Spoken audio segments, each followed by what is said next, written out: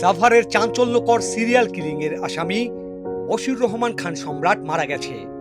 সোমবার সকালে Dhaka medical college হাসপাতালে চিকিৎসাধীন অবস্থায় তার মৃত্যু হয়।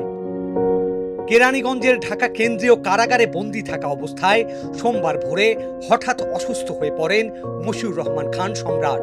কারাসূত্র জানায়, বুকে তীব্র ব্যথা অনুভব করলে দ্রুত তাকে ঢাকা মেডিকেল কলেজ হাসপাতালে নেওয়া হয়। সেখানে সকাল 7:30টার দিকে কর্তব্যরত চিকিৎসক তাকে মৃত ঘোষণা করেন।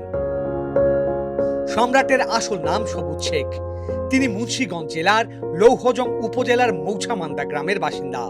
পুলিশের তথ্য মতে 2025 থেকে 2026 সালের মধ্যে সাভার এলাকায় সংঘটিত একাধিক হত্যাকাণ্ডে তার সংশ্লিষ্টতার তথ্য উঠে আসে। তথ্যে জানা যায়, সাভার পৌর এলাকার একটি পরিত্যক্ত স্থাপনাকে ব্যবহার করে একাধিক হত্যাকাণ্ড সংগঠন ও লাশ পুড়িয়ে দেওয়ার অভিযোগ রয়েছে তার বিরুদ্ধে।